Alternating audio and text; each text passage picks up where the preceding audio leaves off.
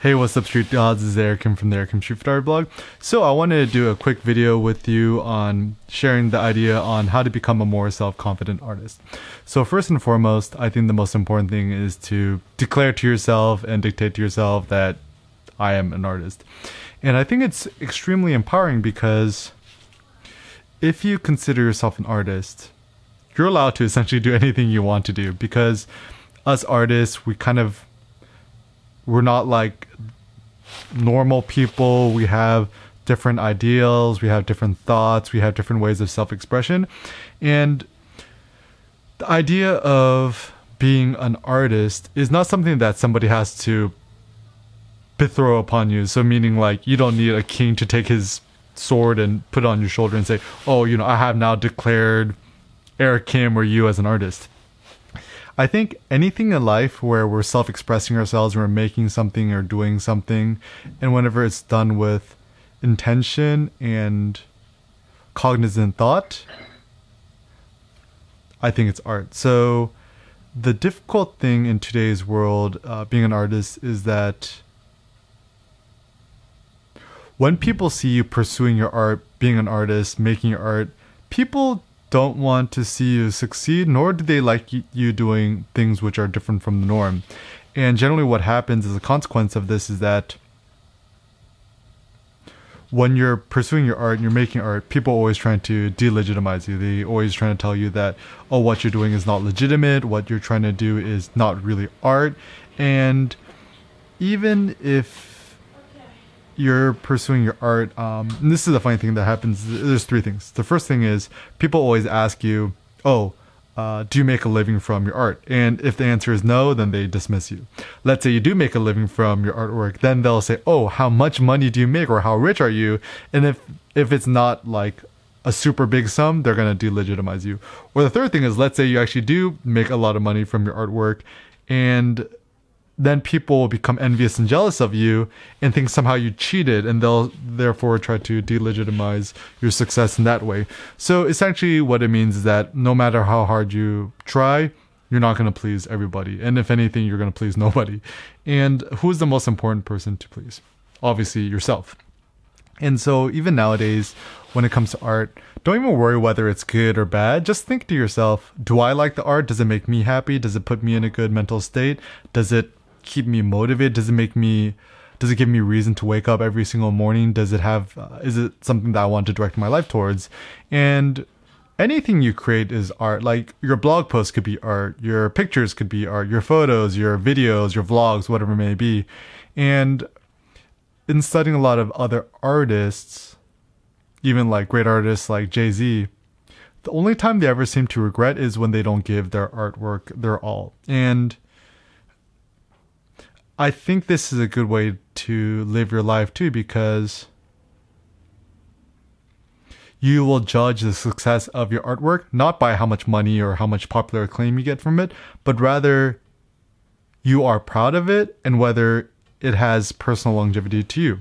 And this is one thing I've realized about my photography too, is that generally speaking, I could tell what my best photos are is that the photos that have lasted the longest, photos that over the longest period of time have made me happy. So I've been looking at a lot of my old photos, and this is the funny thing. This is my personal rule. Generally, photos that you upload and share on the internet that don't get a lot of likes, but you still like it, are probably your best photos, in the sense that you're really shooting these photos because you like it, even though the majority of other people might not like it or understand it. And in fact, that's actually the best way to innovate as an artist, is if you're making photos that you really, really like and no one else gets, then that means that there hasn't been a precedent set for that type of artwork or style or approach yet. And it means that you're actually really innovating. So when too many people like your work or too many people understand your work, it could actually be a bad sign that you're just kind of copying everyone else and you're doing things which are uninteresting.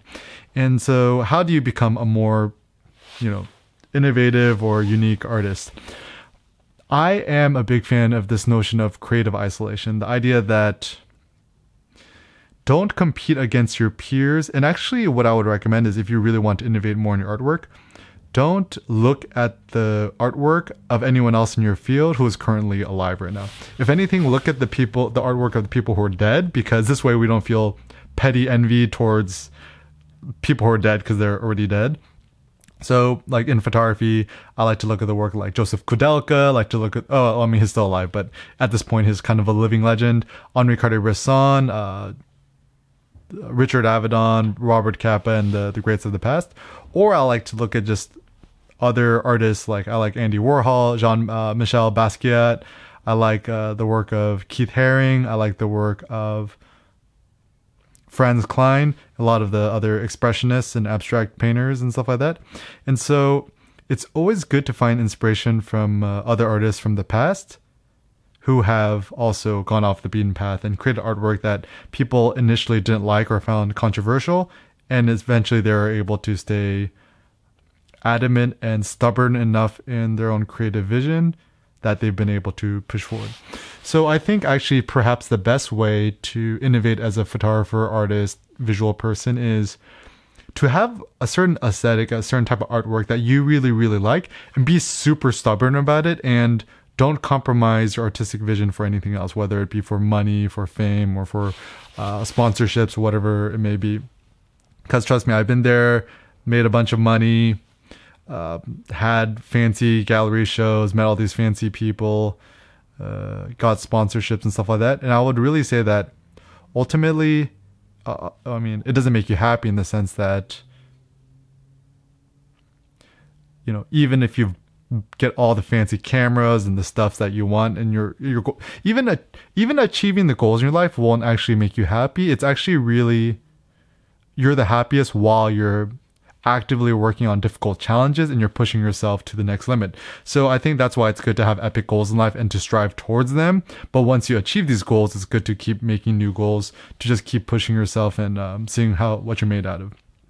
And also, a lot of these photos I've shot in the past, which got popular acclaim, as time has gone on, I don't like them as much. And if you just think to yourself, like, who's the most important person for you to impress? Is it the other people, or is it yourself?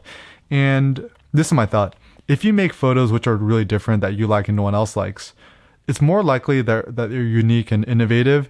And generally speaking, more innovative artists, even though it's not as quote unquote good, will tend to last and remain throughout the generations after you die, because they've at least taken the innovation of doing something different. Like Marcel Duchamp, he did a lot of good paintings, but then his little toilet urinal thing is what made the headlines.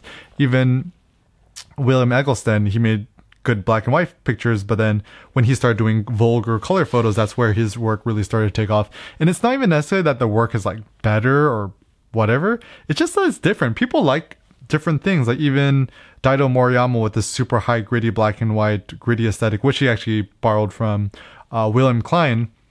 These pictures really stood out because they're totally different. Like when everyone else was using super sharp Leicas and medium and large format cameras with super fine detail and low grain, Daido went exact opposite, super grainy, out of focus, blurry, whatever. And so perhaps maybe the way to be successful is just to be different, and not to be different for the sake of being different, but following your own gut. I generally think that if you're following your own gut and you're following your own vision, you're inherently going to be different because you are unlike anyone else. And this is also an interesting question you got to think to yourself too, is that, do I find myself more unique and different than other people, or am I more similar to other people? And I think this is an important thing to consider as an artist. So even for myself, I like to think that I have similar goals and human emotions as other people. But man, the more I start interacting with other people, I'm starting to realize I'm actually really different. Like, I think differently from other people. I act differently. And in the beginning, I was just more confused. I'm like, why are you guys acting so same, like herd mentality? And perhaps, I don't know, maybe I'm wired differently, or perhaps like I had good teachers, whatever. But I know I'm different. And I think this is good. This is what people like, is because when you're different, you're more innovative and you have new ideas, and you just kind of give new vigor and motivation and inspiration to other people. You go opposite. Like now, everyone's like super crazy about Instagram and getting more followers. I deleted my Instagram. There's a lot of people out, and then this is actually kind of more of a recent thing. People say, oh, like, and this is what I used to believe in the past, but now I don't believe it anymore, is that you shouldn't publish too much. And in fact, I'm probably one of the most prolific bloggers or vloggers in the photography sphere out there right now. And also people, even famous photographers, don't really consider themselves artists. I'm going opposite. I mean, no, photographers are artists. And yeah, I think it's just good to question everything, and it's good to have differing opinions and really pride yourself in these differences. And the more you could be brave to challenge notions and be brave enough to assert a different opinion and to share it, whether it be on your website, your blog, YouTube video, whatever it may be, have differing thoughts and different opinions and different philosophies and share it. So it's not just enough to be different, but it's important for you to assert your differentness to help yourself evolve and hopefully help other people evolve. So these are just some random thoughts I have on this. I don't remember what this video was about, but essentially just some points that I just wanted to share with you. Once again, pride yourself in being different. The second part is recognize that you're an artist. As an artist, you're allowed to do anything and everything. Third thing is, actually, when people start praising you too much, consider that a bad thing, because it means that you're more likely to be easily understood or same from everyone else. Fourth part, I didn't really mention this, but once people start hating on you or people start criticizing you or critiquing you or calling you overrated, that should actually be the biggest badge and honor of success, because it means that at least you're not boring. You're actually striking a nerve with people, and that's the best way to make an impact with people. Is you don't want to make quote mediocre art that's in the middle, that doesn't yet super please or doesn't super hate. If people super love your work or super hate your work, or if everyone just super hates your work, that's actually probably a good sign of success. And the last part is, just focus more on yourself. I mean, it's good to be a selfish artist, which means make art that pleases you. So the simple thing is make artwork that pleases you, and then share the work that pleases you. Don't make artwork that you're like, I think other people might like it, I'll just upload it to Instagram or whatever to see if other people like it. No. Before you do any of that sharing stuff, just really, really look at your work and ask yourself, do I really, really like this picture for myself? And then just share what you like, and then build a true following based on sharing photos which are authentically, good in your eyes. And then you'll build probably a small, but at least a loyal following of people who also believe in you. So yeah, just think about these thoughts. You are a photographer artist. You're a visual artist. You don't have to go out and tell everyone, it's like, I'm an artist, I'm an artist. I mean, you could if you want to. You could do whatever you want to, obviously. But I would say maybe in your own heart, in your own soul, just kind of realize that you are an artist. You don't need the approval of anyone else. And if everyone criticizes you, just said, Eric Kim said I'm an artist. And then, yeah, just keep pursuing your artwork and treat your work like a piece of art. Thanks a lot for watching, guys. Peace out.